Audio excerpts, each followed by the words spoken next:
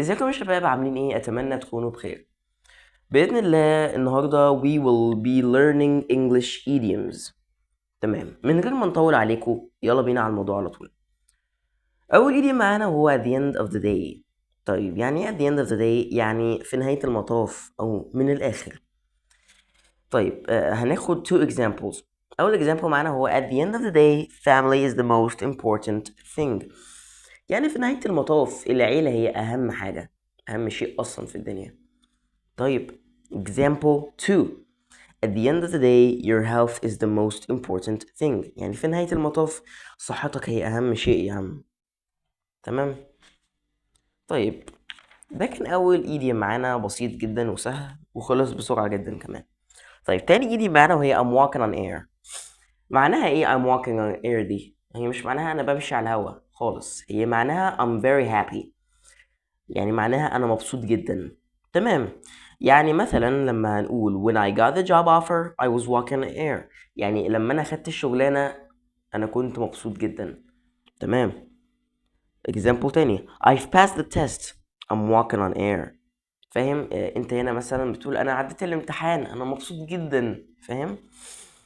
طيب كل idiom وليه alternative. الالترناتيف ده يا جماعة اللي هو البديل. طيب ممكن لو انت مش عايز تقول I'm walking on air، كبيرة شوية بالنسبة لك، ممكن تقول I'm elated. I'm elated. طيب هناخد لها example. I'm elated to hear that you're coming to visit next month. او يعني انا اتبسطت لما سمعت انك هتيجي الشهر الجاي. تمام. ده كان تاني idiom معانا. تالت idiom معانا هو قدم شوية وطرب كده على الرف، واللي هو الايديوم بتاع piece of cake. ده قدم شويه كده، فاهم؟ فانا باذن الله هديكوا واحد جديد على طول، مش هنقول لكم في piece of cake ده اصلا. فاول واحده مثلا it was a breeze. it was a breeze معناها سهل جدا. ماشي، لان piece of cake اصلا معناها سهله قوي. ف it was a breeze so easy. تمام. ايه الاكزامبلز بتوعها؟ the exam was a breeze. الامتحان كان سهل جدا. example 2. I thought the interview would be hard but it was a breeze. أنا كنت فاكر إن الانترفيو ده هيبقى صعب لكن هو طلع سهل ولعب كده حاجات عادية. طيب تاني idiom معانا وهو it was child's play. برضو معناها سهل جدا ومعناها بالعامي بقى عندنا لعب عيال. فاهم؟ طيب هناخد برضو two examples. example الأول هو fixing the bike was child's play for him. يعني تصليح العجل أصلا بالنسبة له لعب عيال. طيب example رقم 2. I was so worried about the test but it was child's play. يعني أنا كنت قلقان جدا من الامتحان لكن اكتشفت إنه لعب عيال. يا ريت طبعا كل الامتحانات تبقى لعب العيال، بس للأسف في شوية امتحانات كده إيه بتلعب معانا مش إحنا اللي بنلعب معاها. طيب رابع ايدي معانا وهي it's not my cup of tea. دي برضو ادمت شويتين كده، فهنبدلها برضو بحاجة تانية. بس هي اصلا معناها ايه it's not my cup of tea؟ هي معناها يعني مش على مزاجي او مش من اهتماماتي. فاهم؟ ايه بقى البديل بتاعها او الالترناتيف؟ انا جايب لك كذا بديل.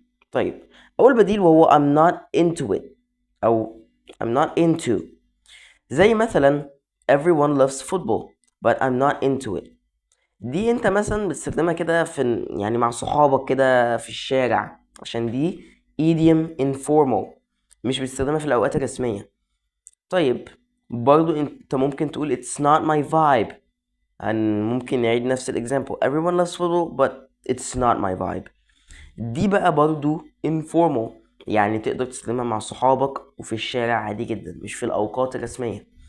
طيب هديلكوا بقى واحدة فورمال لو حابب ان انت مثلا لو انت في انترفيو او في اجتماع تقولها.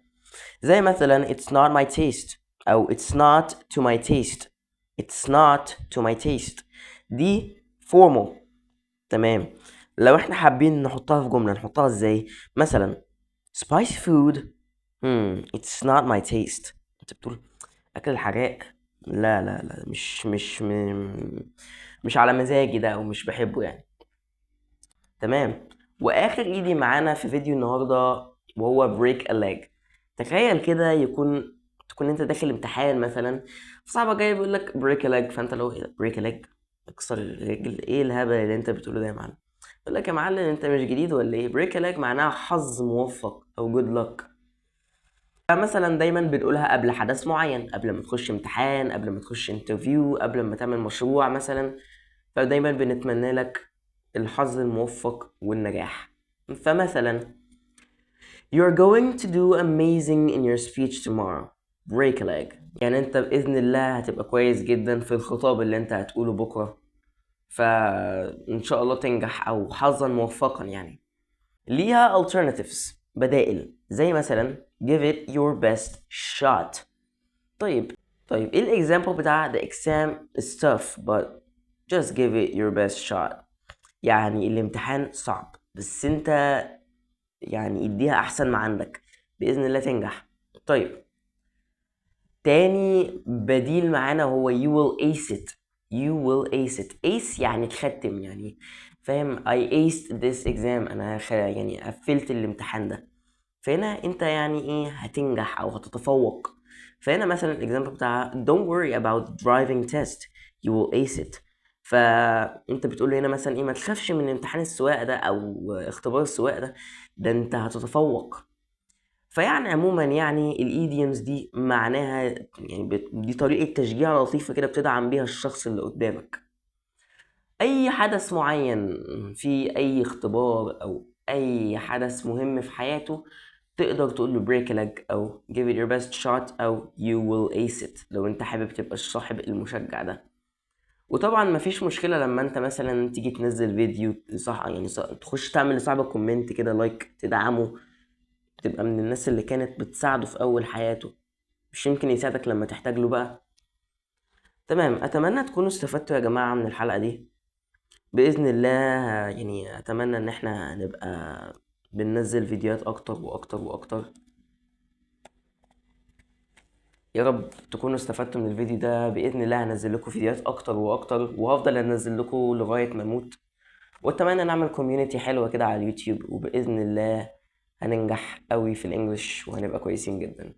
طيب مش محتاج أقول لكم طبعا لازم تمارسوا الحاجات دي وتكتبوها وتحفظوها كويس، أو بلاش تحفظوها، يعني قولوها كل يوم في جملة، يعني اخترع جملة من دماغك أو اقرا جمل وهي بتتقال، فهتفهم فكرتها وهتفهم هي بتتحط امتى في الكلام يعني.